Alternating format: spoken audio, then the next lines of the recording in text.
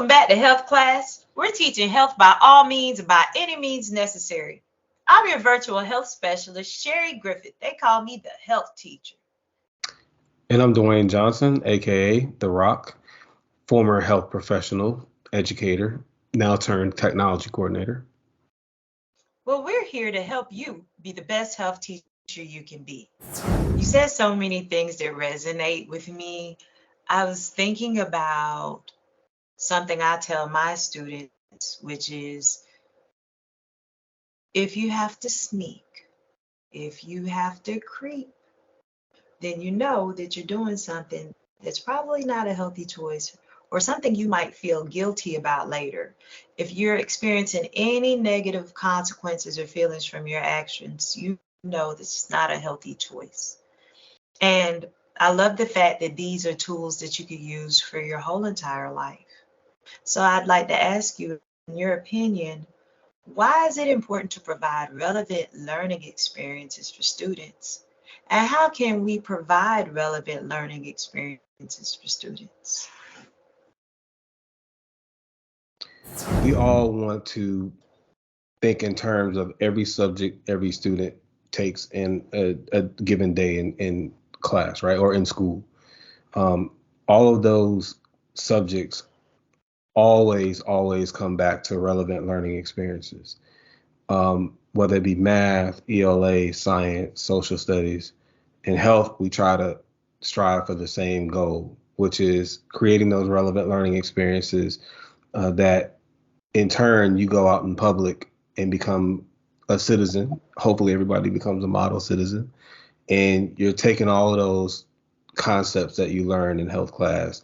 And now we're going to go with application, right? So we have to apply everything that we learn. We can't just learn it in a textbook or in a project or whatnot. We have to go with application now.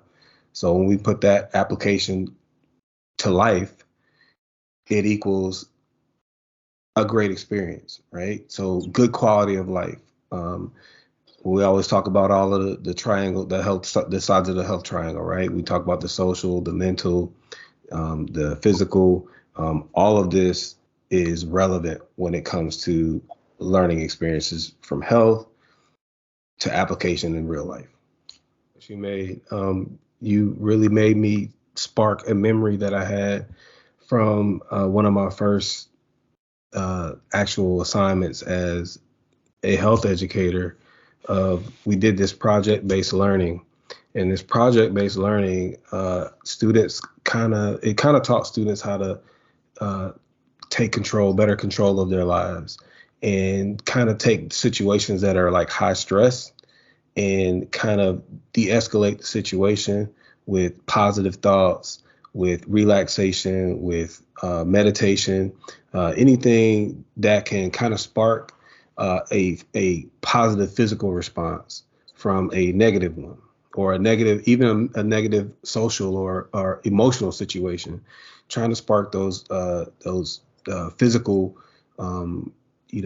situations where you become more calm and relaxed. And one of the first things we did was we did a cemetery study. Have you ever heard of a cemetery study? No. Oh my gosh, tell me about it. So in a cemetery study, you take a group of students and you take, of course, a group of teachers as chaperones. We never take any parents. We kind of just have students and teachers, and most are in the health profession or educators in some capacity or another, whether it be a teacher, paraprofessional, coach. And you take a field trip and you go to a cemetery and you kind of take some of your most emotional students who usually reply to things physically in a negative way, or emotionally or mentally in a negative way. So when you do the cemetery study, you have about 100 questions, and you go as a group, and you have about three or four in your group, and you go on a scavenger hunt. So out of these 100 questions, they're asking things about the graves. And if you think about cemeteries, they all have a lot of history, right? Yeah. And they go back, and it could be from the 17, 1800s all the way up into, a few days of people that are buried in the cemetery. So in the scavenger hunt, of course, it's predetermined all of the questions. So the students are going around and they're finding all of these questions, the answers to the questions. And of course, the first team that gets all of the answers completed wins. And there are right and wrong answers, of course, and they are checked. But by the end of the cemetery study, students come back to us in such a calm demeanor because we take away that external factor of class, of home life, of world news, politics. Like now we're in a pandemic, right? You take away all of those factors and you have students who try to work together for a common goal. And the fact that they're in a cemetery, of a place, it's probably one of the most quiet places you can go, right? Outside of a library.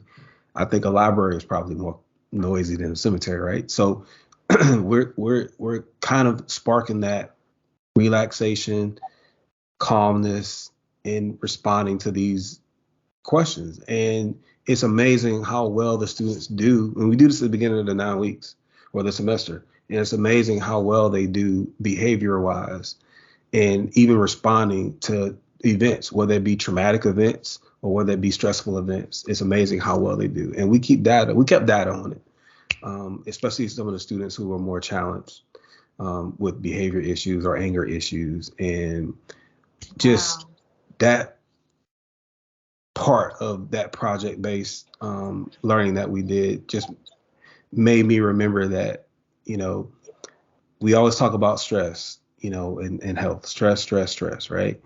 And we have to, as a person, come up with ways to deal with that stress, because stress, we always say stress is never going to go away. If you're human, you're going to be faced with stress.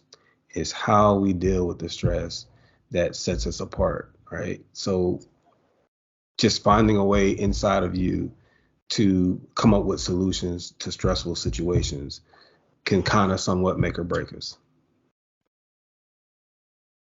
But those are the things we're trying to spark as health teachers. Just great experiences that can be relevant to you and applied to real life. Thanks for joining us. Is there anything you'd like to say to the people?